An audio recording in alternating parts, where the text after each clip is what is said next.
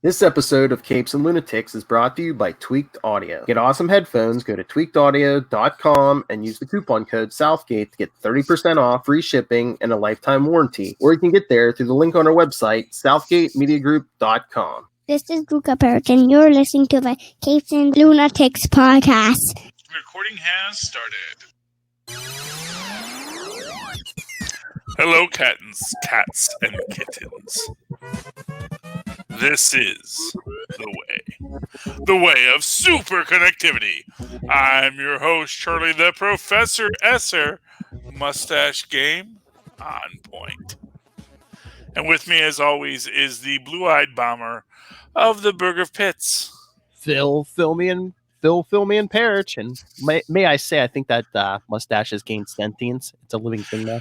It is a cruel mistress, the mustache, as Taft taught me in the old 90s Dick cartoon. Oh my gosh. Yes, the Mandalorian is back, Philip. Yes. I do not want to discuss spoilers right now, but oh my gosh, what a spoiler at the end! I'm not going to say it, but I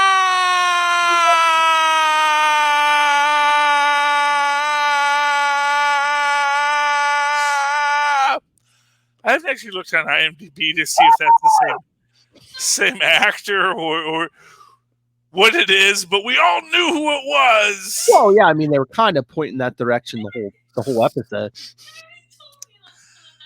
I didn't tell you anything yet. Well, you don't know what it is because you don't know what I saw. Well, you're going to see at the end. You'll know then. And it's I knew going in too. But I knew that there was something, but what the something wasn't what we saw. But yeah, oh my gosh. Well, a lot we don't expect is going to happen. And actually, the scene you're about to see right now, Tristan, because he's watching it right now, as we're talking about this, we're at the scene with the pig guards that were in Jabba's palace. They're fighting in the thing, which I'm sorry does kind of have the feel of midget wrestling, because they're clearly like, they've got axes, but they're clearly like, they're not trying to kill each other. It's like clearly it's like they're just trying to make a living. They lost their job when Jabba died. Well, I mean, I'm sure Jabba didn't employ the entire race of green pig people,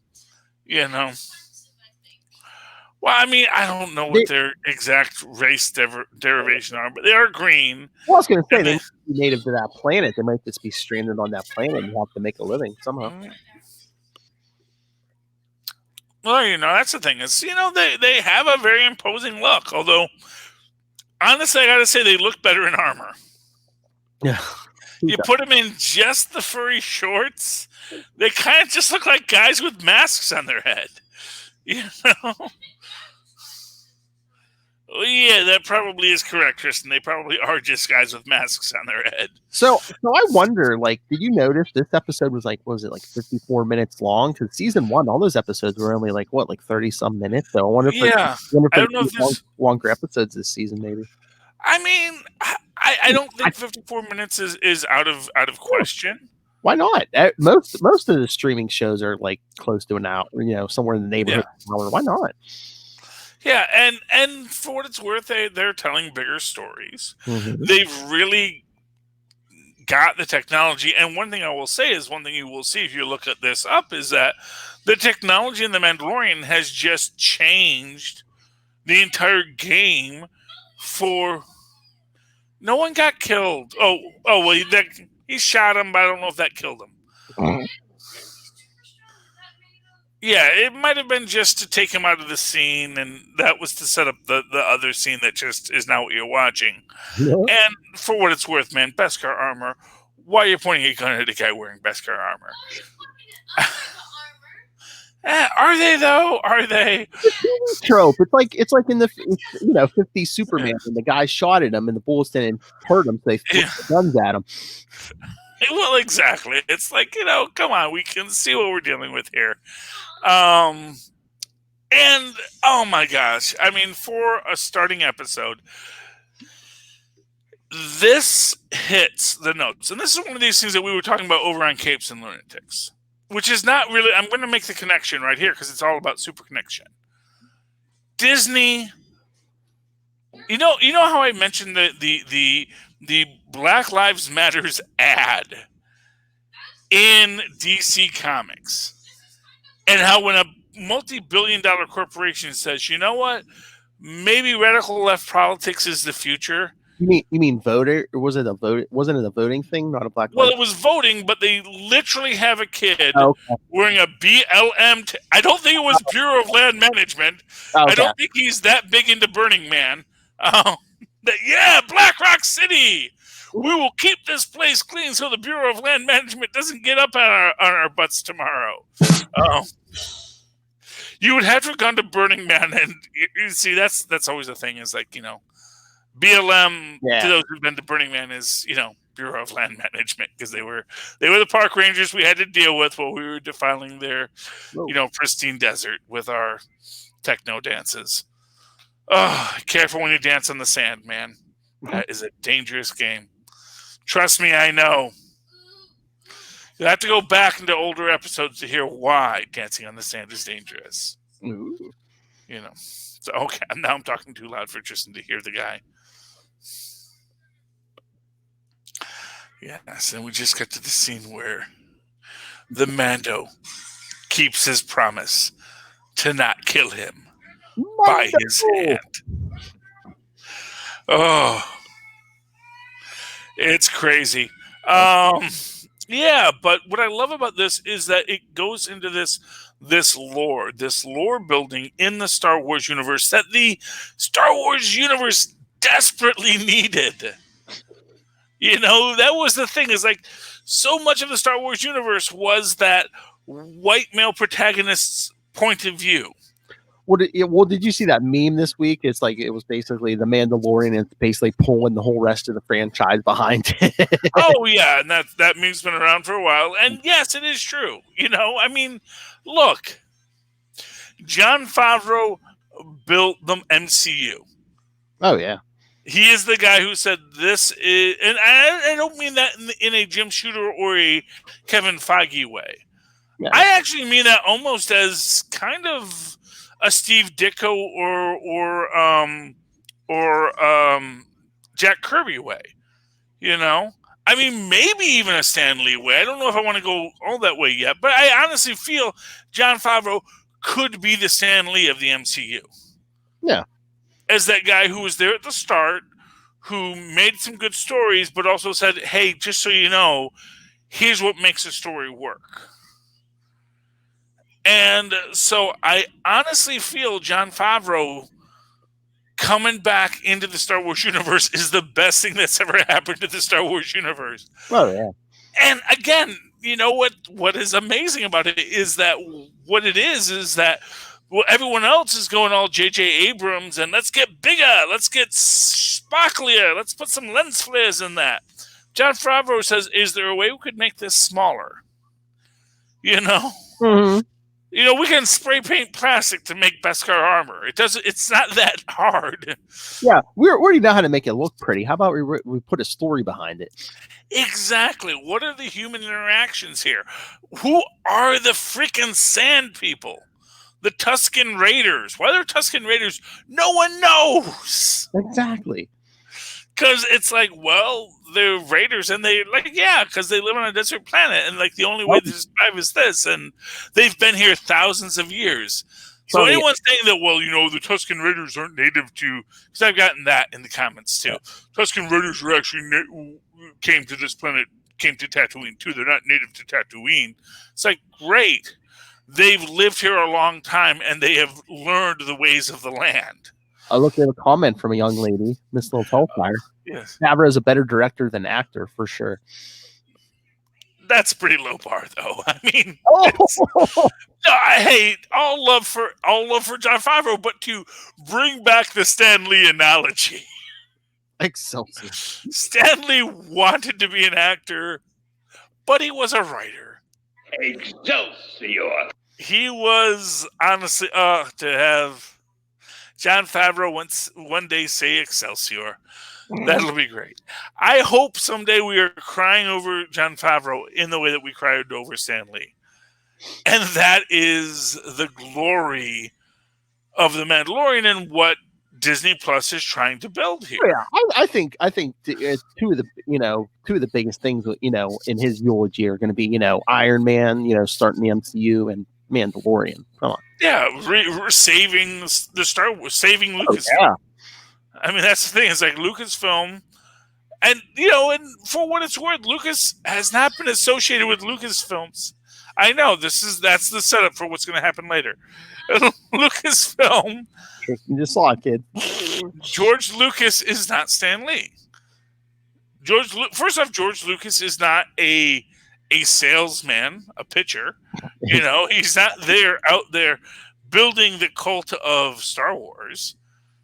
In many ways, he almost is kind of like, yeah, I know I did that movie 40 years ago, but have you seen Willow?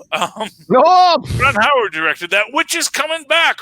Willow is greenlit. Yep. The Willow sequel, which my man, damn it, what's his name now? Warwick Davis. Yes. The original Peter Dinklage, Warwick Davis. I'm sorry. Hey, look, you know what? Yeah. Without Billy Barty, without Hervé Villechaize, even though they hated each other, without Warwick Davis, there is no Peter Dinklage. Mm-hmm. And I'm sure Peter Dinklage is going to be the first guy to say, yeah, no, absolutely. Those guys were great. Those guys really knew their place in the world, but also refused to say, I'm just this. I'm going to take a short actor job because I'm short, but you know what? I'm not going to be defined by being a short actor. I'm going to be a great actor. And then you're going to start having people saying, well, man, I got to write a short guy for this role because I need a good actor like Billy Barty, like Warwick Davis, like Peter Dinklage. And that's the thing. It's like, I think that you get more often than not people saying, man, the Trask example is perfect for that. It's like, I bet you someone sitting there saying, man, what would be great for Trask is Peter Dinklage. What if we got that great actor? And yeah, he's short. And then we could play on that in the story. Like, yeah, he's short. And maybe that's why he has a problem with people calling themselves homo superior. Because dang, Skippy, if you're a short person and someone's calling themselves homo superior, you're probably really freaking afraid of those people. Yeah. Let's call a shelter half an entrenching tool. So, that's a whole casting choice that's made there. But yeah, it's you're right, Tristan. I'm going to give you that spoiler. That's not Boba Fett. But you can tell that from the ill-fitting armor from the first scene. But which I think is actually a neat little callback to the fact that the actual original actor who played Boba Fett wasn't that big of a guy. So nobody cared who was in the armor. They were just like, "Oh, look at that cool armor." Exactly, but when you put that cool big armor on on an actual big guy, when you think of it, he wasn't even in the movies that much. Empire Strikes Back, he was towards the end of it, and then he was just in the beginning of First Jedi. It's all about holiday special, man. That holiday in which they're going to be doing a new holiday special, a Lego holiday special. Yeah. It's coming, man. It's just... Why do they hide that original one? They have the right. Okay, they're doing that out of deference to George Lucas because he made us think about it. That's the thing about Disney. Don't care. You don't own it no more. They paid him a boatload of money for all that stuff. They can do what they want with it. Well, true, but you also want to maintain. It's sort of like anytime that when the writer says, "Oh, I wasn't a part of the development of this thing," then everyone hates it. Mm-hmm. You always got to maintain that positivity. That's why everyone made that. Not for nothing. That's why people made Marvel stuff. because they knew Stan Lee would be right there to say, it's great. No matter what it was. They're like, you know what? That's the great thing about Stan Lee. No matter what we do, Stan Lee's going to show up and say, yep. Because Stan Lee was playing the long game. He said, I just need to get the stuff in the mind into the zeitgeist. Yes, but I'm sorry. Once it's there, it's going to do its own work. I mean, they paid him billions of dollars. I mean, come on. Well, I don't think they ever paid him billions of dollars. He was comfortable. Trust me, if he had $1 billion, he wouldn't have been doing quite as many personal appearances as he did. No, he had millions of dollars. He made, I will bet you he probably made as much as he spent every year of his life and probably made sure that Jen was taken care of. No, I mean, Disney paid. Didn't Disney pay him like billion? Stan Lee? No. No. George Lucas. Oh, George Lucas, yeah, but... No, I know Stan Lee didn't. Okay, yeah. George Lucas already, for what it's worth, had a couple billion from just Industrial Light and Magic because, George Lucas is basically Jack Kirby of film. Yes, because here, Disney bought Lucasfilm for $4 billion. Yeah, exactly. Well, but that it's not like it's a check to George Lucas. It's a corporate transfer. Yes. Oh, sorry, Lilith. 4.05 billion. Fair enough, Lilith. But look, that's why Boba Fett worked. Aloof and mysterious, not overused. Exactly. Hellfire. What I'll say is, but that's the thing. The Mandalorians are cool. And they're cool because they readapt what people like about these films. Mm-hmm. They make you happy to see just the idea of settlers in a weird land or natives dealing with freaking colonizers coming to their land and having to deal with that. And that we have a way of doing things and you want to do things in your weird colonial way. And it's like, that doesn't work in this environment. We want you to understand that. And that's the complexity of it. Baby Yoda's in the spittoon. They never reference it again, but it's clearly a spittoon. And he's standing in tobacco spit. I'm just saying that right now. Yeah. Maybe that's why the rest of the episode he basically stayed in a backpack the rest of the episode. Yeah. You'll see that in a minute, Tristan. Yes, it is explained. It's all explained. Because again, it comes to the idea of late stage capitalism destroying everybody trying to just have a life. Because, and that's the thing, it is a perfect late stage capitalist critique of late stage capitalism, which is what billionaire artists do. It's like, the Marquis de Sade is writing these horrifyingly scary treatises because he's in a palace. And he can just say, oh, let me write about the joys of whips. And I don't mean chocolate whips and vanilla whips. I'm talking other kinds of whips. Yes, they are. Chocolate whips and vanilla whips are fantastic. Strawberry whips, if you can get it. But anyway, that's the idea. Is that so? Disney is the Marquis de Sade. They are writing They're writing artwork for the masses that is at its core destructive to the capitalistic hegemony. I don't know where the E goes in that, but there is an E in there. I don't know if it's pronounced or not, but anyway, and that's Disney in this. And that's The Mandalorian, and it is awesome, and I'm very pleased with it. Okay, do you want to go on to movie things, Philip? Sure. Let's talk the epic battle. Two megalithic corporations, understood as the mouse and the rabbit. Ooh. Disney and the brothers of the Warner. and their unending battle for dominance. We have always been at war with Eurasia. This Asia has always been our ally, and Asia will be our enemy when Eurasia is our ally. This is the two halves of it. So we need a third guy to get here so we can start like trading off. But anyway, unfortunately, right now we're just at the two, and so they're kind of locked in a Cold War. And the latest introduction to that Cold War is the Spielberg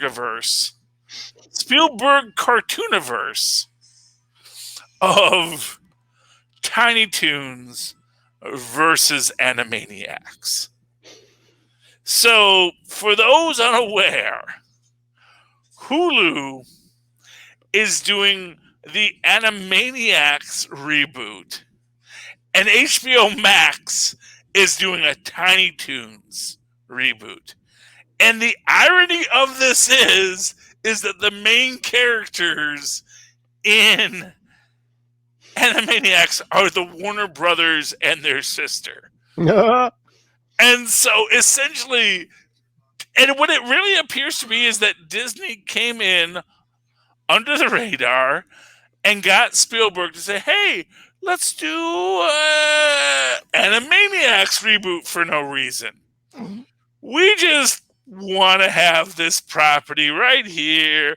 We want to help it grow. This was such a great show. We want to build it. And then all of a sudden, Warner's is like, wait a minute. Why is Disney taking the Animaniacs, our property, the Warner Brothers, and their sister Dot, and putting them on their Hulu streaming? Or what did Lilith say? Nothing. It's the same. It's the same one. Okay. No, it's just 4.5. Okay, yeah. She that probably means she's thinking. You know how in some places you get the little dots where she passed out. Yeah. Or she's just reblog. Anyway, but Warner's is sitting there caught flat-footed by Disney again. They're like, oh wait, do we have 90s nostalgic cartoons that were utterly awesome? And they say, oh, well, we had the Tiny Toons. Say, get me the Tiny Toons. So the Tiny Toons are being rebooted on HBO Max, which I'm looking forward to enjoying. Because, as many people are, I was a Tiny Toons fan for years before Animaniacs even showed up. But I will say this, at a certain point when Animaniacs showed up, I did say, yeah, I don't even watch the Tiny Toons anymore. It wasn't worth my time. Now I watch the Animaniacs. They were the cooler show. And I feel bad for Warner's on this, that they got caught and that Disney stole Animaniacs out from under them. But I hope Warner's, okay, I know you're going to say ha ha ha right now, Lilith, but I hope Warner's is going to say, you know what? Let's reinvest in Tiny Toons. Let's see what made Tiny Toons click. Let's make that big. Let's leverage all the things that Disney can't use, like the backlog of Warner's characters, like Bugs Bunny, like Tasmanian Devil, like etc. These are all the Spielbergiverse. So really, right now they should be locking down that Tasmania Tasmania franchise and just start talking about sweet, delicious orange juice. That's a Tasmania reference for those who don't know.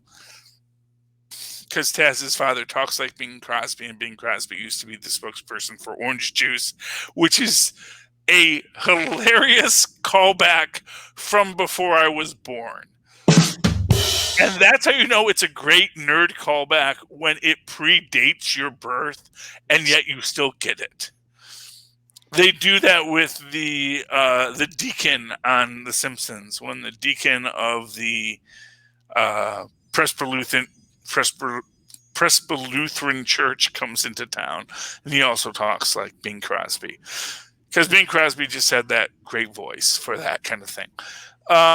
So yeah, it's interesting to see that battle now played out between Disney and Warner's as these two megacorps, and trying to figure out, how they're going to move forward when, honestly, Warner's is always like second to the party, and is yet to figure out how to make their own thing. Yeah, when they try to rush it and get there first, that's when they make their mistakes.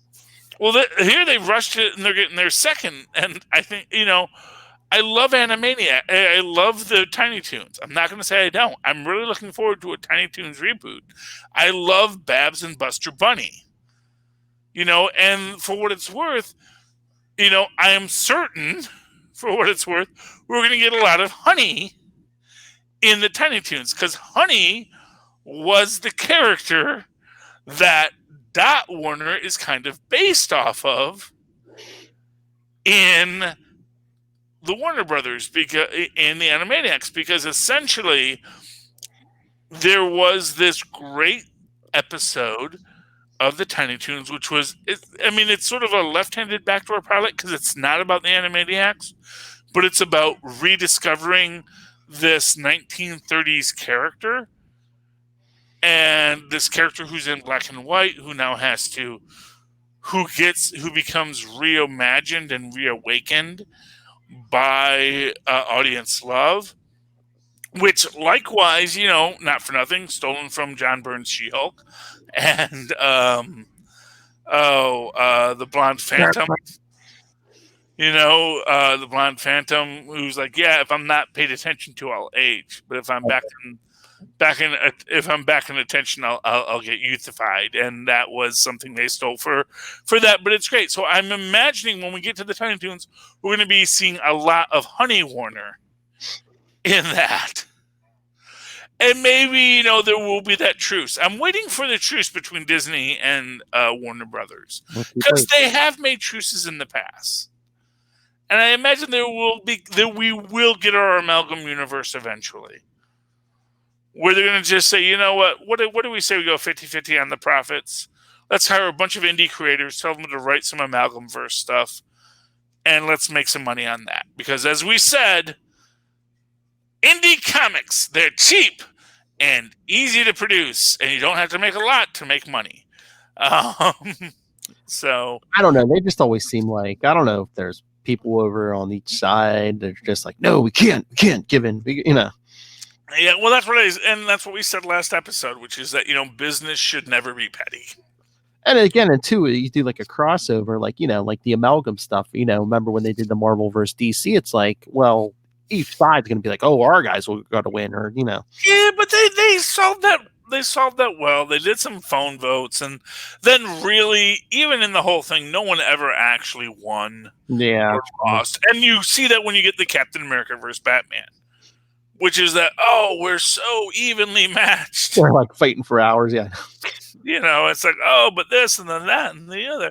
And you get that one moment when Bullseye catches the Batarang. That's like the one moment where things are like, okay, so this is not so easy. But after that, it's like, yeah, they fight, and it's usually a quick, classic trickster god kind of thing, where it's like, I'm going to use this, and that's what's going to give me the power. And then when Wonder Woman throws away the hammer before she fights Thor, or before she fights Storm, that's like her saying, I'm going to be a noble warrioress. I'm going to do this the right way. Mm-hmm. And it gives everyone to say, yeah, but if she had held on to the hammer, she would have totally beat Storm. Mm-hmm. But that's the thing, is they wrote it in a way that everyone got to save face. Mm-hmm. No one had to walk away. And that's the thing. And that's what we need to get back to. That's when capitalism works. Yes. When everyone's looking to save face, not everyone's looking to dominate someone else.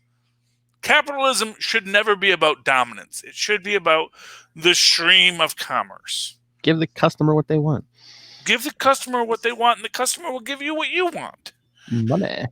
And we will all work together, and we will have a positive capitalistic vision. It can work in argument, in theory, on paper. But anyway, that's for comic books, and that's fantasy.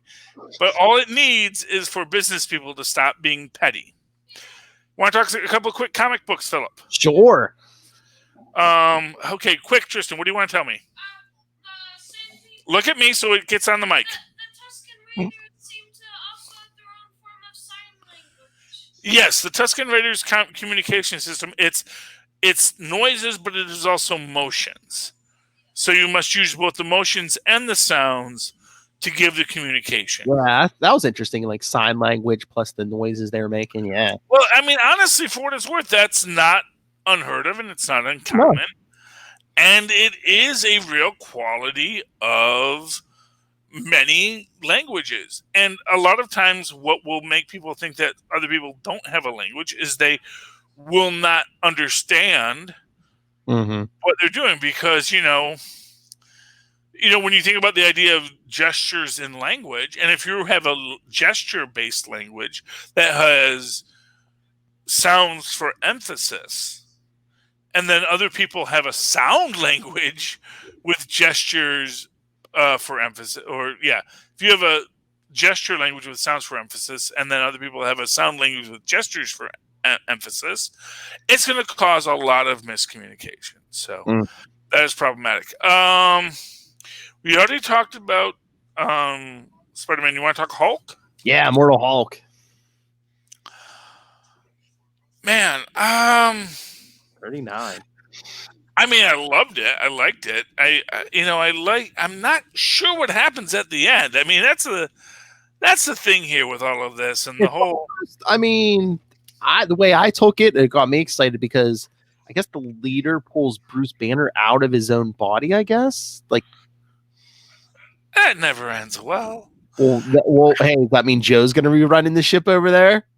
I mean, it means something. I'm a little weird by the hentai qualities of this. I don't know if anyone has recently watched Lovecraft Country and their take on the kitsune. I don't know, man. It was a little too tentacly for my tastes, and it's a little tentacly too. And I do love tentacles. Yeah, well, I mean, we get this image of Puck sort of standing over the Hulk in as he's restrained by quantum tentacles.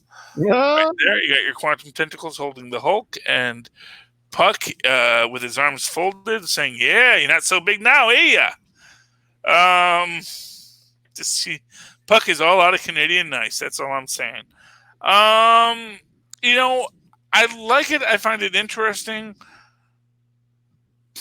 Oh, this is interesting. Have you noticed that Joe is purple in this?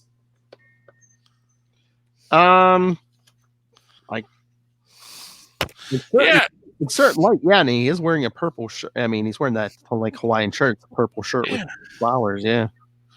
Yeah, and I guess there is this idea that, because you see in this panel that, banners are a little purple too.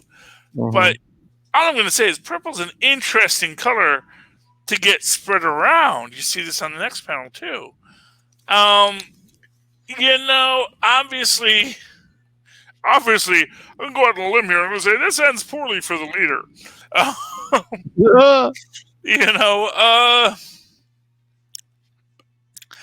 And I think this is all building towards this weird little reboot where we're going to get childlike Hulk and a Joe Fixit merged Banner. Where the Banner is going to be kind of Joe Fixity. Yeah. But he's going to be Banner. Because that's kind of as close to his base form as he ever really gets. And it's going to be little Joe, but he's still going to have all of Banner's smarts. Oh, yeah. But he's going to have this attitude oh, man, what is this? And then childlike Banner is going to be the other half. It's all of the childlike qualities, but it's going to be the big guy. And it's going to be interesting to see how they all... Yeah, Joe's going to have to bust out his Alpha Flight headquarters. He's going to be on the run, and it's going to be Joe trying to decide, is this the time I Hulk out or no? Is this that going to make the situation worse? And Joe's going to finally understand Banner's side of this. Yeah, well, exactly. I mean, yes, why am I always small in this? Because Banner, in his being a smart guy, Banner, which it's that joke. It's as much as the leader has better computating properties, his understanding of things is more limited. And that's your basic AI conundrum. It's like, I can have a thing that can do math really fast. Well, Banner's mind's always thrown up roadblocks. Remember at the end of the Pantheon storyline, Professor Hulk was all worried about losing control. So, like, whenever he got too mad, his body, Savage Hulk was stuck in Banner's body. Yeah. Well, exactly. I mean, but that's the idea, is the idea that Banner is always in control. And when you're trying to do these things on the astral plane with the brain thoughts and things, it's like, at a certain point, it's like there is an anchor. This only has power within its anchor. And if you cut the thread of the anchor, then it is loose and you don't control anything. It's the old, the idea of a kite, that a kite only can fly because you're holding the string. If you let go of the string, the kite falls down immediately. Because it's the tension between the two things, between the grounded anchor and what you're doing, that allows it to exist. And if you cut the thread, which, it seems like the leader is trying to do, then you just have essentially a ghost of Banner in your house, and you don't have the tie to what the being really is at its core. So I'm fascinated to see where it's going. It's interesting, when the leader essentially eats Brian Banner, for whatever the heck that means. Absorbs himself. Well, I just thought he absorbed his mind or his soul, whatever, but is that going to be the leader's downfall? Well, that's the thing. It's like, I'm absorbing the thing, but what is the thing? It's like, what did you just do? He absorbed Brian Banner's soul, because it was, Well, but what is a soul? That's sort of where it gets into this. It gets into the circular firing squad of, well, what really actually just happened here? Yeah. What did we see, and what did we discuss, and what is happening? And but is that going to be the leader's downfall? Is he going to be too emotional about Banner and the Hulk now? Well, I think he always has been. I think he's always more now. Yeah, well, yeah. It's always worse, I think what we're seeing is that, like, oh yeah, this is going to end poorly for. This is what I'm going to say. I think this is going to end poorly for the leader. It's like, wow, that's a stretch. The book is not called The Immortal Leader. It's called The Immortal Hulk. Yes. Did you get the chance to read Dr. Doom? No, I did not. Save yourself some trouble. Oh, no. Oh, no. Is it taking a downturn? No, I won't say it's taking a downturn. It's just, it has some good moments, but it's all written as kind of diary entries. Wow. And so it's all like, it's just like exposition dump. And it's not horrible, except for the fact that, you're reading Doom's diary. And so it's like, how can you get a proper villain dialogue when it's all in his head, Well, except, yeah, it's like, oh yeah, and Doom's a total narcissist, fascist, psychopath. And we'll get to the big twist at the end later. But what is actually kind of cool is the Blue Marvel in the black hole. Oh. We get a couple of shots of this. We get this whole thing with him dealing with Otto from the utopic universe. And this is the thing I love. And Lilith, you probably would have loved Dr. Doom. I will say that right now, because it is this idea of the Blue Marvel basically saying, yeah, I know, I almost called him the Black Marvel. The Blue Marvel saying, I was in the evil universe all along, wasn't I? I was in the dystopia universe. It was me. I was the one in the Dark Mirror universe. But then again, that's that. And then, you get this nice breakdown with Victorious, where she basically has to kill someone very close to her, and that makes her question everything. Then we got Blue Marvel fighting the Brood for no particular reason. Like, literally, he says, how did the Brood get in here? What the heck just happened? So, but he goes over to the good universe. Latveria conquers Chimeria. And that happens. And then Doom realizes, I have to be a good person. I can't wait to tell the world I am here to save them from themselves. Because that is the mark of sanity if I ever heard it. Mm-hmm. Don't worry, people. I'm the Messiah. That ends poorly. Anyway, did you get the chance to read Shang-Chi? No, I didn't read that either. That's okay. Long story short, the reason Shang-Chi does not know his sister is alive, or that we've ever heard that he has a sister, is when they were little kids, little tiny baby kids, they wanted cake. Well, and Shang-Chi, being the older brother, would go, I bet they have cake in the forbidden room that we're never allowed to go in, and our father has forbidden us to ever go into. So let's break into the forbidden room and get cake. Oh no, it's not cakes, it's full of skeletons, and that can't be good. And his father comes, and he's like, oh, you've betrayed me, yada, yada, yada, because I'm not Fu Manchu, a copyrightable character, but some other character whose name is not Fu Manchu. And then he promises Shang-Chi, since he says, it wasn't her fault, it was me, show her mercy. And not Fu Manchu says, I showed her mercy. And of course, Shang-Chi always thought that meant, oh, you killed her quickly. So she actually grew up with the hammer, because we found out that there's the 5 weapons, and this is yada, yada, yada, yada. There's a whole rigmarole of the different weapons and powers, and apparently the Guild of the Hammer are in Siberia, and Shang-Chi is just not impressed. But for what it's worth, his sister does in fact kill him at one point, because she poisons him so that she can be the head of the 5 Weapons Guild.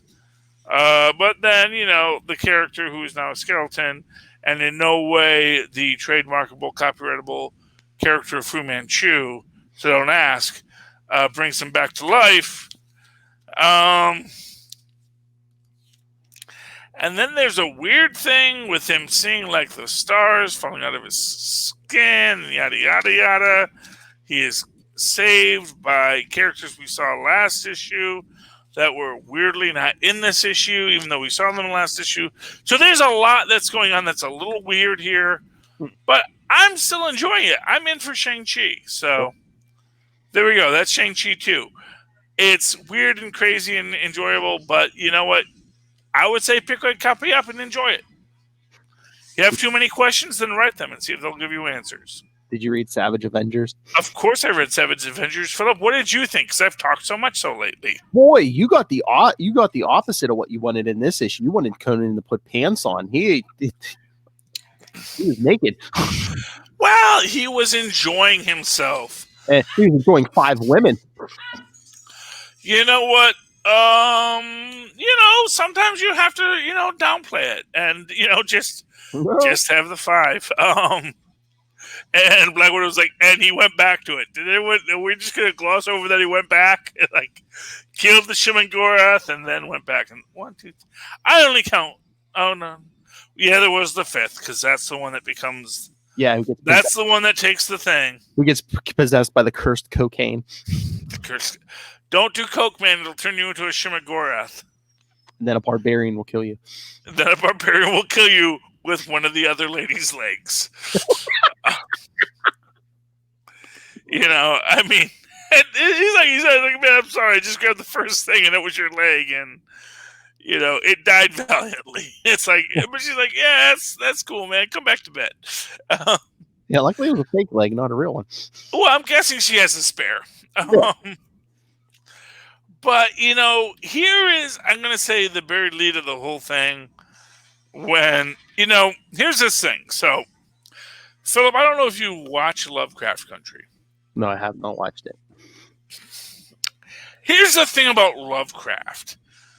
And for those who don't know, Haggard and Lovecraft were like best buds.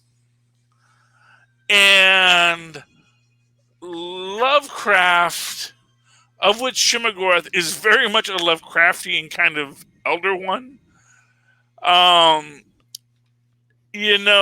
Lovecraft is the original Grimdark, which is that no matter what you do, no matter what you try, the monsters are going to get you. Because there are monsters, and the monsters are going to get you. And we kind of get that at the end of this episode when Doctor Strange asks Conan for spoilers. When you kill what's his name? Garth, Party on Garth. When you kill Party on Garth, it just saved me a piece. Says all I need's a finger or just some blood, Yeah, it's flesh caught in your blade. Yes. As Party on Garth is eating a little bit of tentacle, and it's like clearly Conan is the voice of reason in the room. This is what we get doing this. It's like Grom, our nihilist god, is the one true being, and it is a weird way that it's playing out, and I'm here for it. Yeah, I'm not going to lie to you. I'm here for it. But do you think it was weird? I mean, I get he sells books, but when Black Widow's like, oh, tainted drugs, you know who we need? Frank Castle. I'm like, okay, yeah, Punisher goes against drug dealers, but I mean, against this mystical stuff, I mean, we're going to pull. Well, except that the mystical stuff that dies by bullets. I guess. I mean, remember when the fairies were like, he has iron bullets. Why does this person have so much iron? Why aren't they hitting us with laser beams? We're good with those. Why are they shooting us with these bullets? They just put Wolverine and Frank Castle in the front line. Just go to town, boys. What happened, Tristan? You okay? Oh, he pulled his neck muscle trying to throw himself back on the chair, and he did too many things with his body at once. And last injury, okay. Yeah, it's a nerd injury. It's a nerd injury. He's a little embarrassed by this, but I hope you enjoyed it, Tristan. That was Mandalorian episode 1. You saw someone, or did he look like Captain Rex? It is the way. I do look like Captain Rex because, if he grew an awesome mustache. Anyway, yes, no spoilers for anything. No. I don't know what we're talking about. Hey, if you want the spoilers, if you want the in-depth review of episode 1 of season 2 of Mandalorian, stay tuned in a few weeks. Full Stream Ahead is going to be doing that. Yes, Full Stream Ahead will be discussing the Mandalorian. I do have to get official approval from Maz, but when I suggested it, that was the one time Maz ever interacted with the Capes and Lunatics. He was like, yes. So there's that. So I think we're going to talk about this after the boys. I'm pretty sure he enjoyed season 1. Oh, you very much did. I mean, honestly, it's a great season. It's like, as has been said, The Mandalorian is pretty much awesome. It's like the best. It is literally the best thing that all of Disney is doing, and Disney does a lot of good things. It's not like Disney's like, they do a lot of lousy stuff, but then it's not like, hey, here's Spawn, kids. And again, I know it's 2020, but it's just like watching Mandalorian. It's just I want to see what they do with the Marvel stuff. I want to see what WandaVision looks like. I want to see what Falcon and Winter Soldier looks like. Why? Why are they delaying it? Well, I mean, they had this. Falcon Winter. I know. They got delayed shooting, but yeah. Not for nothing. I kind of feel like Feige's almost getting in his own way. He's letting his plan over dominate himself. Well, like we said, are they going to wait another month or so to release WandaVision? Because it's like, do you really want to blow your, do you want to release Mandalorian? Well, I think what they're doing is they're trying to. Honestly, what I am imagining they're doing is just saying, okay, what did what we do in Black Widow influence all of these things? What is the level of reveal we want here? That was meant to not be a reveal. Essentially, it's like, it's sort of like, I guess, when you get to Discovery, which I haven't watched yet, with I don't know, with season whatever, when she's in the far flung future. Season 3. Yeah, that basically they're going to talk about things that happened after. And here I'll say something I have watched. When you talk about things on lower decks, where they're like, oh yeah, no, that's just canon. We know this. This is what happens, and this is the universe. And so now they're going to say, okay, now this was meant to be just a this is the universe statement, but now we have to make this that this is the first time we're hearing about it. So does this work as the first time we're hearing about it? Oh my God, I saw a meme this week, a Star Trek meme. You'll love this because it's the lower decks joke. But they took the scene that from Picard season 1 when Riker and Picard are talking, and Riker's telling Picard, I had the privilege of working with the greatest Starfleet officer, basically ever. And Picard giving him that love look, and then he's like, I wonder if O'Brien stayed with Keiko or not. Oh, I thought you were gonna reference Mariner, but that's okay. No. He mentioned O'Brien, greatest Starfleet officer of all time. Well, he is. I mean, O'Brien up there with Scotty. He goes like Scotty, maybe O'Brien, Scotty. I'm not gonna say where the Scotty O'Brien LaForge triumvirate really goes in. Okay. I'm sorry, Balana. Someone had to be fourth. I don't mean to do that. But it's like, what? Yeah. Well, I mean, on his defense, I mean, they were stuck in the Alpha Quadrant. Exactly. And hey, you know what? F a lot of her peers. F me, she does the slipstream drive. She gets it working. So you know what? Maybe Balana's the one, and just because she just didn't get the recognition. Gee, a woman of color not getting recognition for all of the stuff she did. Where have I heard that before? So, yeah, no one gives those Klingons any respect. Yeah, well, I mean, the actress. But I yeah. know. But yeah, I was going to go into the thing about that's not what we do here. We always give mad respect for Lilith Hellfire, our official woman of color. So, she rules in fear. She rules with quality. Honestly, Bing! Yeah. If she had 2 E's, they would be for quality. Oh. Fortunately, she has 2 L's, I think. Well, I mean, there's 2 L's in L, so yeah. Look for the 2 L's for quality from now on. Kids. 2 H's in the middle. Oh, there we go. Look for the 2 H's in the middle for quality. Ping. Lilith is awesome. Okay. Anyway, I think that's all my books, Phil. You have anything else you want to talk about? No, I think we've basically discussed everything. We have gone nuts on this show, and so let's call it an end. Philip, did you have any problems hearing me tonight? I don't know. What did you say? Philip, I have to say this all the time. Sometimes people have a hard time hearing what we're talking about because they have substandard headphones, Phil. That's right. They're going to the dollar store. They're buying the literal dollar headphones. I know because I've done this myself because I didn't care that much. Bought it at the convenience store, just to hang. Well, no, I mean, literally, you can go to the dollar store and for $1, you can get the wired headphones. It's a 50-50 shot if they work. People do this all the time because they say, it's $1.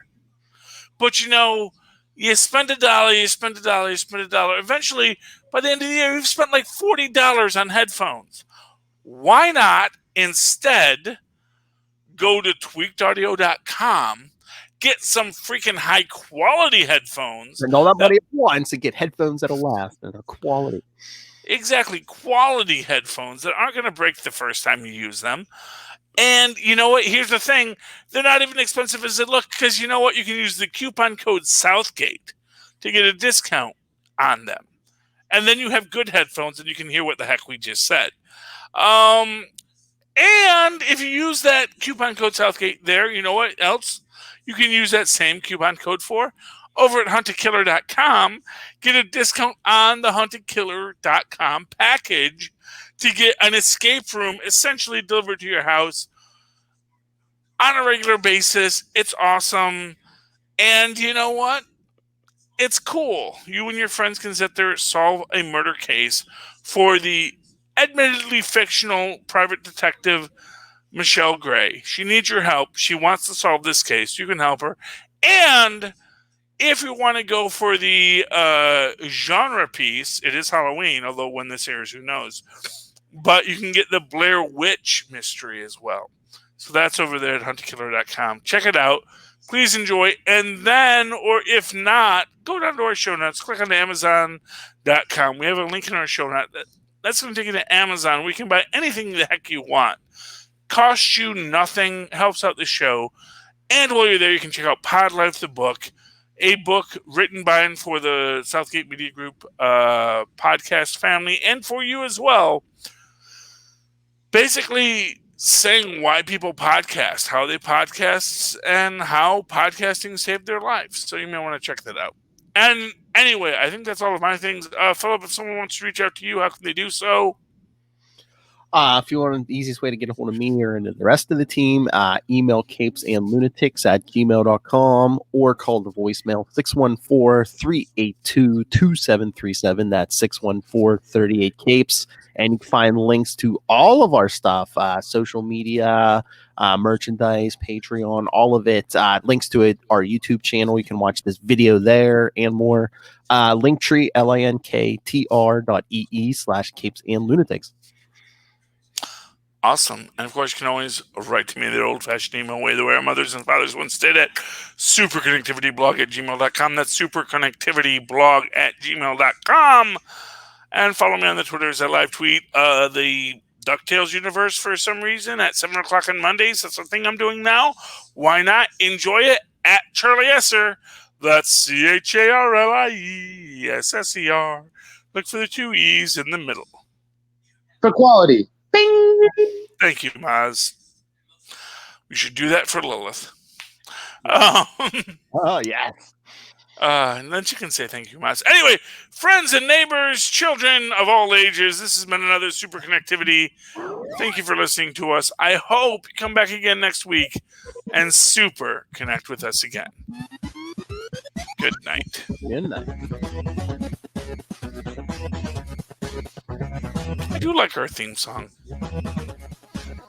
It's got a very Doctor Who-y vibe. I was picked up by one Robert Southgate. Robert Southgate, he's good. He's the Stan Lee of podcasting. He should do cameos on our things. Oh yeah. Every episode should have a Rob Southgate drop. So says Master Doom. It is the way.